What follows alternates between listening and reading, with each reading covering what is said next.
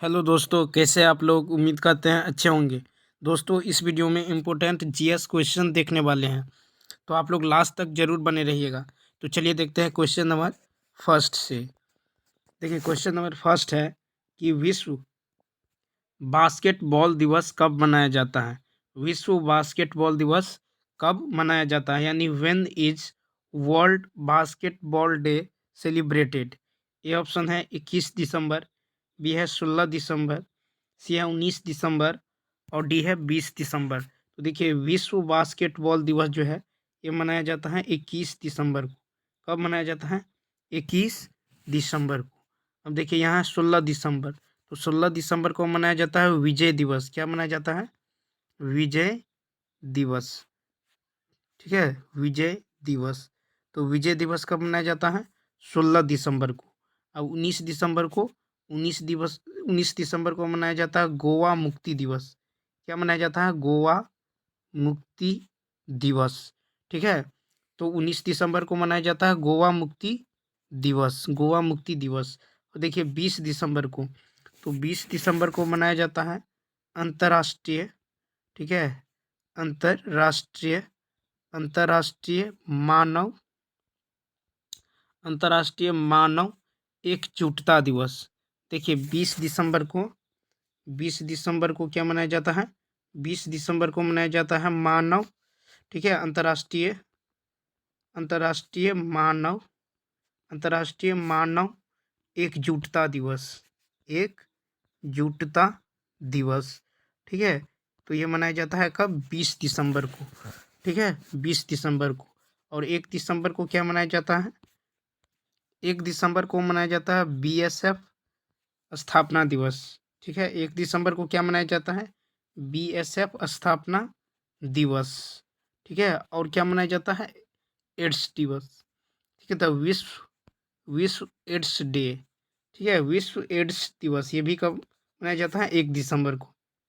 1 दिसंबर को मनाया जाता है, तो ये आपको याद रखना है।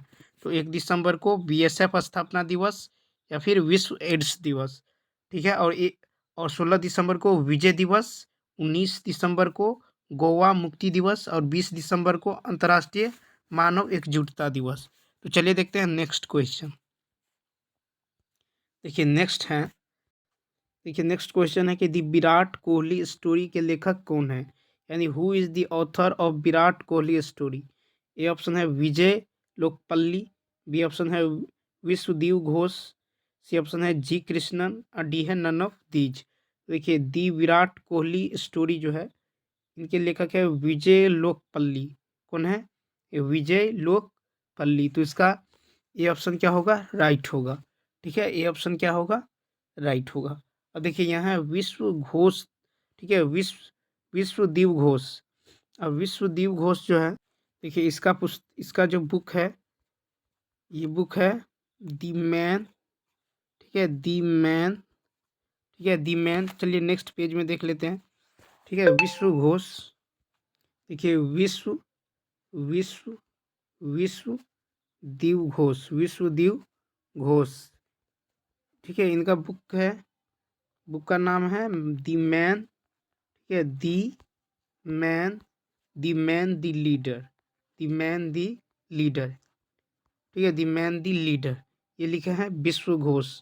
ठीक है, दी मैन दी लीडर। उसके बाद देखिए, उसके बाद जो था यहाँ पे, उसके बाद देखिए जी कृष्णन। क्या है? जी कृष्णन। अब जी कृष्णन, ठीक है, जी कृष्णन, इनका जो बुक है यह है दी रोहित।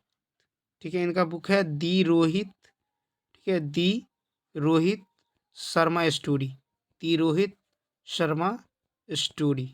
ठीक है, तो जी कृष्णन का बुक है दी रोहित शर्मा स्टोरी। ठीक है, और विश्वदेव घोष का है दी मैन दी लीडर। कौन है? The man the leader. और देखिए दी मैन दी लीडर जो है ये किससे संबंधित है? ये एम एस धोनी से। ठीक है, ये एम एस धोनी से संबंधित है। और दी रोहित शर्मा स्टोरी ये किससे संबंधित है? तो दी रोहित शर्मा स्टोरी जो है ये रोहित शर्मा से रिलेटेड है। ठीक है, तो चलिए अब देख लेते हैं। देखिए एक बुक है, ठीक है, दी धोनी, ठीक है, दी धोनी, दी धोनी टच। ठीक है, तो इनके लेखक कौन है? भारत भरत, ठीक है, सुदर्शन। ठीक है, भारत सुदर्शन। तो ये भी आपको याद रखना है। अब चलिए देखते हैं नेक्स्ट क्वेश्चन। देखिए नेक्स्ट है कि नीरमहल उत्सव किस राज्य से संबंधित है, यानी who is the author of Virat. अच्छा, देखिए ये जो है इंग्लिश में जो है गलत टाइपिंग है। नीरमहल उत्सव किस राज्य से संबंधित है? ए ऑप्शन है त्रिपुरा, बी है मणिपुर, सी है मेघालय और डी है नन ऑफ दीज। तो नीरमहल उत्सव जो है ये नीरमहल उत्सव जो है ये त्रिपुरा से रिलेटेड है। ठीक है, त्रिपुरा स्टेट। तो इसका ये ऑप्शन क्या होगा? राइट होगा। तो नीरमहल उत्सव जो है कहाँ मनाया जाता है? ये त्रिपुरा में। ठीक है, अब देखिए मणिपुर क्या है? मणिपुर। तो मणिपुर में हो गया, मणिपुर में होता है कांग। ठीक है, कांग चिंगवा, कांग चिंगवा। ठीक है, ये मणिपुर में मनाया जाता है। और देखिए कांग चिंगवा जो है ये मणिपुर में किस समाज के द्वारा? तो मेतई। ठीक है, मेतई समुदाय के द्वारा। ठीक है, मेतई समुदाय के द्वारा जो है ये कांग चिंगवा जो है मणिपुर में ये त्यौहार मनाया जाता है। अब देखिए मेघालय। तो मेघालय में जो है वांगला, मेघालय में क्या मनाया जाता है? वांगला। ठीक है, तो मेघालय में मनाया जाता है वांगला। ठीक है, और ये जो है गारो जनजाति के द्वारा मनाया जाता है। ठीक है, गारो जनजाति के द्वारा वांगला। ठीक है, तो ये आपको याद रखना है। अब देखिए, अब देखिए यहाँ पे जो लिखे थे त्रिपुरा, त्रिपुरा। तो त्रिपुरा में जो है नीरमहल उत्सव के अलावे, ठीक है, नीरमहल उत्सव, ठीक है, इसके अलावे होता है, ठीक है, ऊना कोटी त्योहार। ठीक है, ऊना कोटी त्योहार, ऊना कोटी त्योहार फेस्टिवल। ठीक है, और क्या मनाया जाता है? तो इसके अलावे जो है खर्च, ठीक है, खर्ची पूजा। ठीक है, खर्ची पूजा, खर्ची पूजा। उसके बाद केर पूजा। ठीक है, केर पूजा, केर पूजा, केर पूजा। उसके बाद देखिए गोरिया पूजा। ठीक है, गोरिया पूजा। तो ये भी जो है कहाँ मनाया जाता है? त्रिपुरा में। कहाँ मनाया जाता है? तो ये सब त्रिपुरा में मनाया जाता है। अब चलिए देखते हैं नेक्स्ट क्वेश्चन। देखिए नेक्स्ट है कि मयूरभंज छऊ नृत्य का संबंध किस राज्य से है? Mayurbhanj Chhau dance is related to which state? ये ऑप्शन है उड़ीसा, बी है बंगाल, सी है झारखंड और डी है नन ऑफ दीज। तो मयूरभंज छऊ ये जो है कहाँ मनाया जाता है? तो ये मनाया जाता है मयूरभंज छऊ ओडिशा। कहाँ? ओडिशा में। तो इसका ए ऑप्शन क्या होगा? राइट होगा। ए ऑप्शन क्या होगा? राइट होगा। अब चलिए देख लेते हैं बंगाल और झारखंड में क्या मनाया जाता है नेक्स्ट पेज में। तो देखिए बंगाल में देख लेते हैं।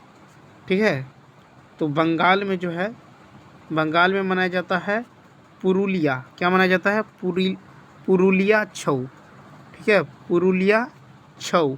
ये कहाँ मनाया जाता है? तो ये बंगाल में मनाया जाता है। उड़ीसा में जो है, उड़ीसा में देख लेते, उड़ीसा में क्या मनाया जाता है? तो मयूरभंज छऊ।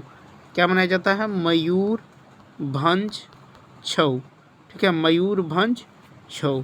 उसके बाद देखिए झारखंड। ठीक है, झारखंड में, ठीक है, झारखंड। तो झारखंड में क्या मनाया जाता है? झारखंड में मनाया जाता है सराय केला छऊ, सराय केला छऊ। ठीक है, सराय केला छऊ। ठीक है, ये कहाँ मनाया जाता है? तो सराय केला छऊ मनाया जाता है झारखंड में। ठीक है, पुरुलिया छऊ कहाँ मनाया जाता है? तो बंगाल में। मयूरभंज छऊ कहाँ मनाया जाता है? ओडिशा में। कहाँ मनाया जाता है? ओडिशा में। ठीक है, अब चलिए देखिए छऊ नृत्य जो है, छऊ नृत्य ये पूर्वी भारत का क्या है? पूर्वी भारत का एक छऊ नृत्य, छऊ नृत्य जो है ये पूर्वी भारत का एक प्रसिद्ध नृत्य है। ठीक है, और उत्तर भारत का क्या है? तो उत्तर भारत का है कथक। ठीक है, उत्तर भारत का है कथक शास्त्रीय नृत्य। ठीक है, तो ये आपको याद रखना है। तो चलिए देखते हैं नेक्स्ट क्वेश्चन। देखिए नेक्स्ट है कि वैजंती माला किस शास्त्रीय नृत्य की डांसर है? वैजंती माला किस शास्त्रीय नृत्य की डांसर है? ए ऑप्शन है भरतनाट्यम, बी है कुचिपुड़ी, सी है ओडिसी और डी है नन ऑफ दीज। डी है नन ऑफ दीज। तो वैजंती माला जो है इनका संबंध किससे है? भरतनाट्यम से। ठीक है, यानी वैजंती माला किस शास्त्रीय नृत्य की डांसर है? तो भरतनाट्यम। ठीक है, भरतनाट्यम। ठीक है, तो ये आपको याद रखना है। और देखिए कुचिपुड़ी, तो कुचिपुड़ी का है मल्लिका। ठीक है, मल्लिका साराभाई, मल्लिका साराभाई। तो मल्लिका साराभाई जो है ये कुचिपुड़ी से रिलेटेड है। और देखिए ओडिसी, तो ओडिसी का कौन है? तो ओडिसी का है झेलम। ठीक है, ओडिसी का कौन है? तो झेलम प्रांजपे। ठीक है, झेलम प्रांजपे। नेक्स्ट में देख लेते हैं। देखिए ओडिसी, तो ओडिसी का जो है कौन है? झेलम। ठीक है, झेलम प्रांजपे। ये जो है ओडिसी नृत्य का डांसर है। ठीक है, उसके बाद देखिए ये जो मल्लिका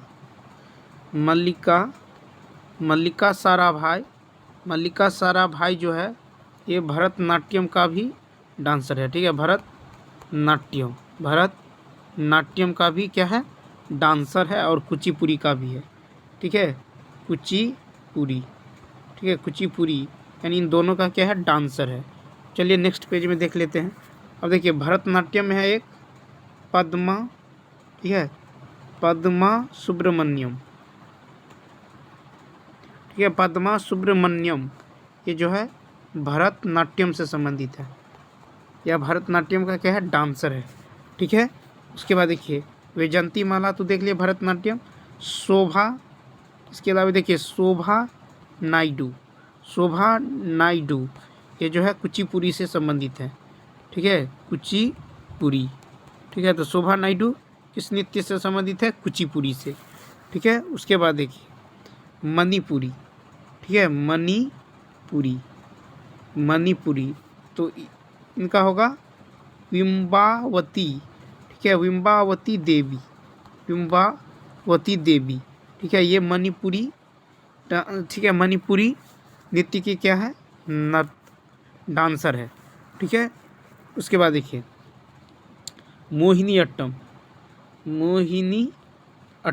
क्या है? मोहिनी अट्टम। तो मोहिनी अट्टम का डांसर कौन है? तो यह है के कल्याणी। ठीक है, के कल्याणी अम्मा। तो के कल्याणी अम्मा जो है ये मोहिनी अट्टम नृत्य से संबंधित है। ठीक है, अब देखिए के कल्याणी अम्मा को मोहिनी अट्टम का जनक भी कहा जाता है। ठीक है, मोहिनी अट्टम का जनक भी माना जाता है। तो ये भी आपको याद रखना है। ठीक है, ये भी आपको याद रखना है। अब चलिए देखते हैं नेक्स्ट क्वेश्चन। देखिए नेक्स्ट है कि टी.एन. कृष्णन का संबंध किस वाद्य यंत्र से है? टी.एन. कृष्णन, देखिए इंग्लिश में टाइपिंग गलत है। ठीक है, टी.एन. कृष्णन का संबंध जो है किस वाद्य यंत्र से है? ए ऑप्शन है वायलिन, बी है वीणा, सी है मैंडोलिन और डी है नन ऑफ दीज। तो टी.एन. कृष्णन, ठीक है, टी.एन. कृष्णन इनका जो संबंध है ये है किससे? तो वायलिन से। ठीक है, तो टी.एन. कृष्णन का संबंध किस वाद्य यंत्र से है? वायलिन से, यानी ये वायलिन बजाते थे। ठीक है, उसके बाद देखिए यहाँ पे है वीणा। तो वीणा से जो है, अब देखिए वीणा से कौन संबंधित है, यानी वीणा कौन बजाते थे? तो बदरुद्दीन डागर। ठीक है, बदरुद्दीन डागर ये किससे संबंधित है? तो वीणा वादक है। मैंडोलिन, तो नेक्स्ट पेज में देखिए मैंडोलिन। तो मैंडोलिन वादक कौन कौन है? तो एक है तापस रॉय। क्या है? तापस रॉय। ठीक है, उसके अलावे हैं, ठीक है, एक है यू श्रीनिवासन। ठीक है, यू श्रीनिवासन ये जो है मैंडोलिन वादक है, ये दोनों। ठीक है, तो इन दोनों का नाम जो है याद रखना है। ठीक है, एक है तापस रॉय और दूसरा है यू श्रीनिवासन। ये मैंडोलिन से जो है संबंधित है। अब चलिए देख लेते हैं। अब देख लीजिए, नाद स्वरम, नाद स्वरम, नाद स्वरम, इसका है राज, ठीक है, राज रत्नम पिल्लई, ठीक है, राज रत्नम पिल्लई, ये जो है नाद स्वरम से संबंधित है, ठीक है। तो नाद स्वरम, ठीक है, इसका बाद नाद स्वरम का वादक है राज रत्नम पिल्लई, ठीक है। अब चलिए नेक्स्ट देख लेते हैं। अब देखिए यहाँ पे जो देखे थे, यानी वायलिन वादक, ठीक है, वायलिन, वायलिन वादक, तो वायलिन जो है वादक, तो वायलिन कौन कौन बजाते थे? तो एक तो बताते थे टी.एन. कृष्णन, टी.एन. कृष्णन, ठीक है, टी.एन. कृष्णन। इसके अलावे हैं मैसूर बंधु, मैसूर बंधु, ठीक है। इसके अलावे है एन राजन, एन राजन, एन राजन, ठीक है। उसके अलावे है विष्णु गोविंद जोग, कौन है? विष्णु गोविंद, ठीक है, विष्णु गोविंद जोग, जोग, ठीक है। तो ये सब वायलिन वादक है, ठीक है, वायलिन वादक है टी.एन. कृष्णन, मैसूर बंधु, एन राजन और विष्णु गोविंद जोग, ठीक है। ये सब किससे संबंधित है? तो वायलिन से संबंधित है।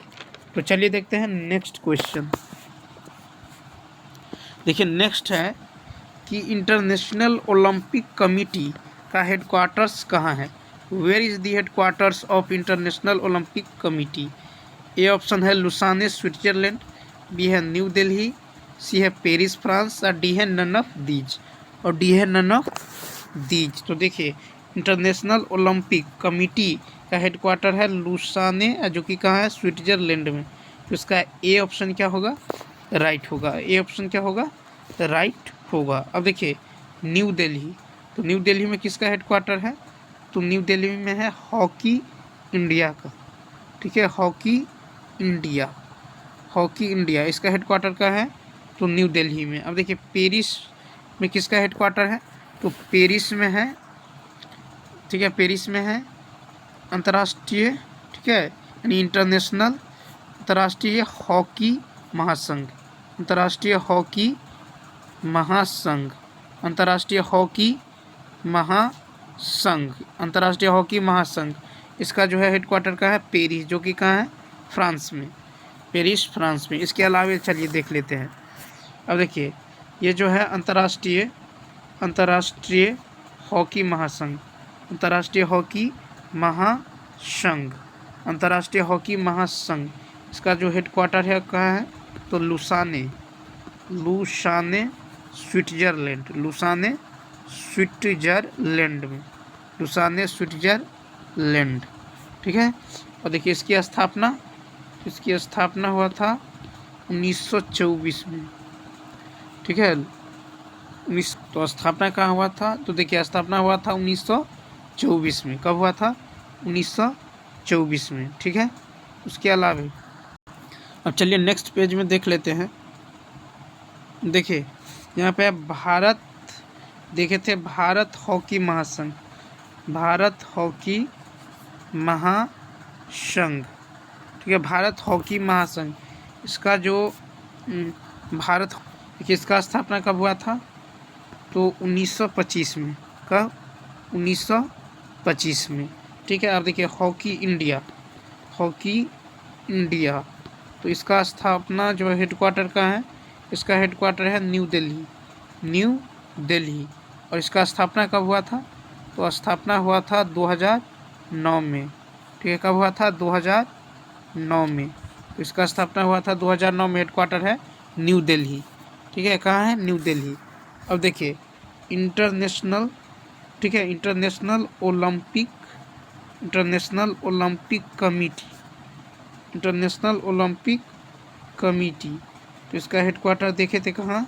लुसाने स्विट्जरलैंड, कहाँ है? लुसाने स्विट्जरलैंड में, ठीक है। उसके बाद देखिए जैसे अंतर्राष्ट्रीय international international volleyball, international volleyball, इसका हेडक्वार्टर कहाँ है?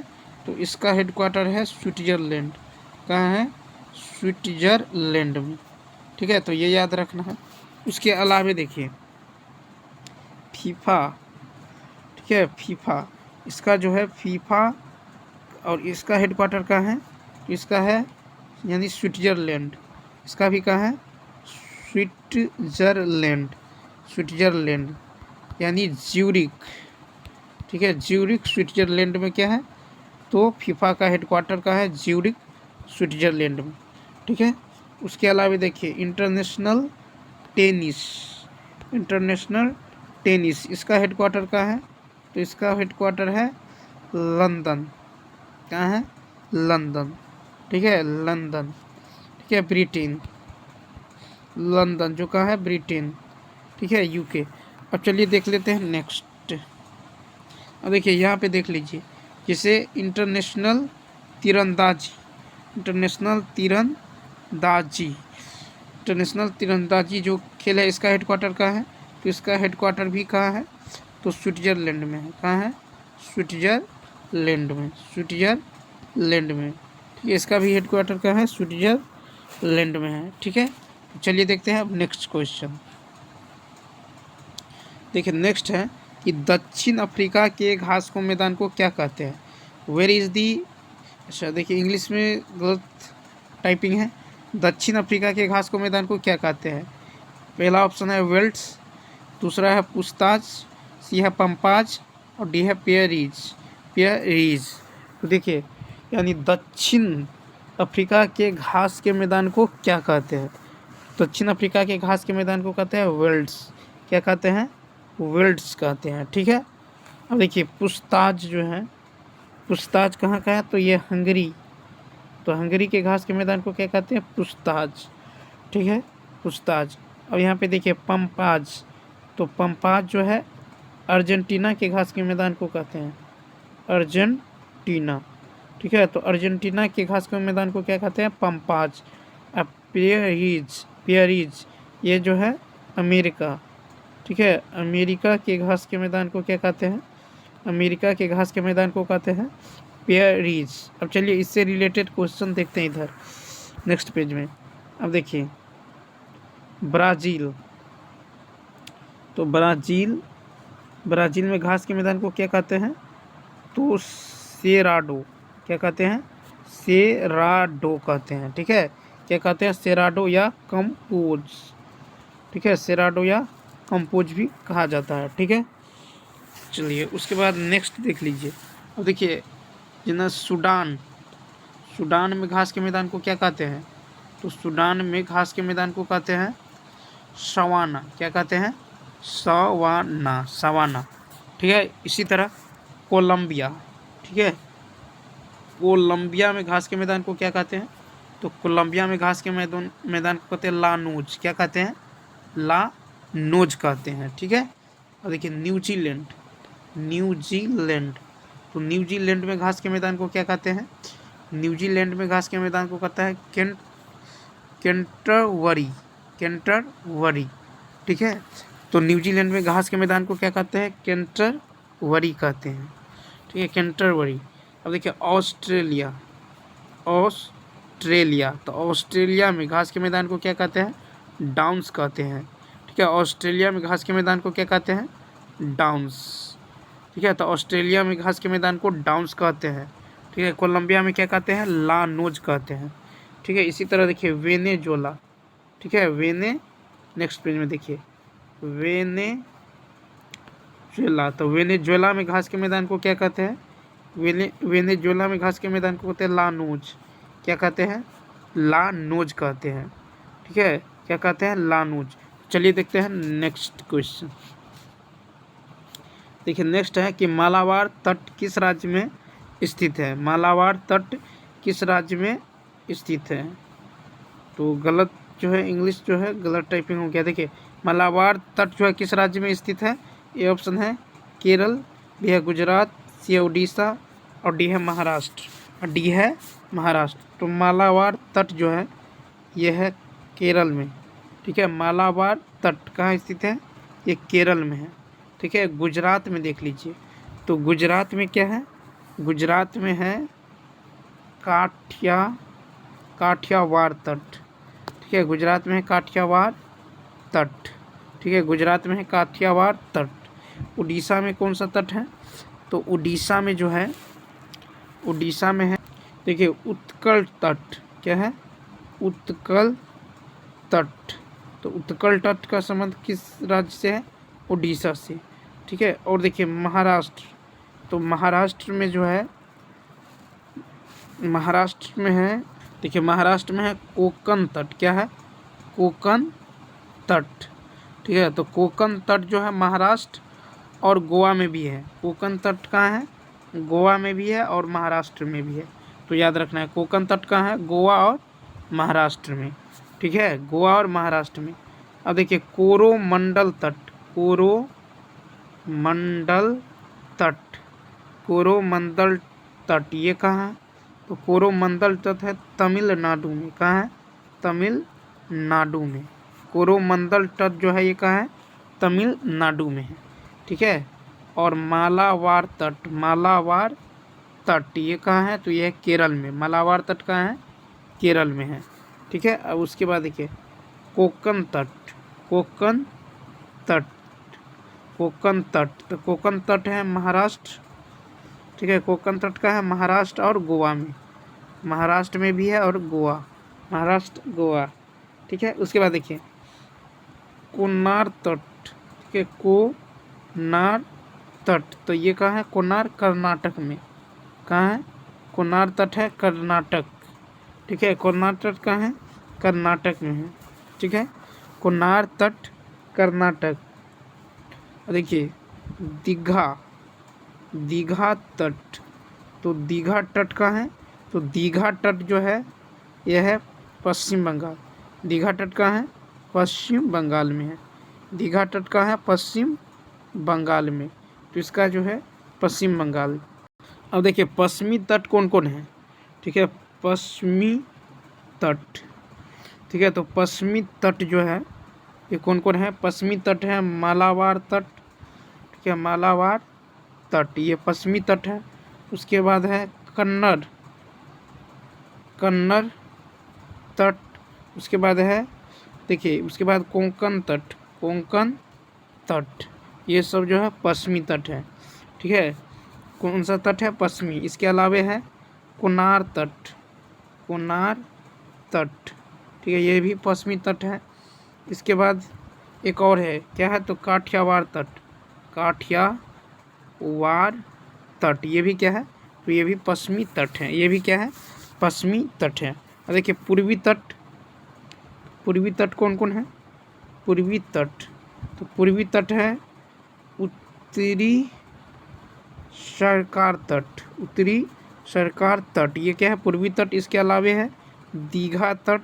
क्या है, दीघा तट, ये भी पूर्वी तट है।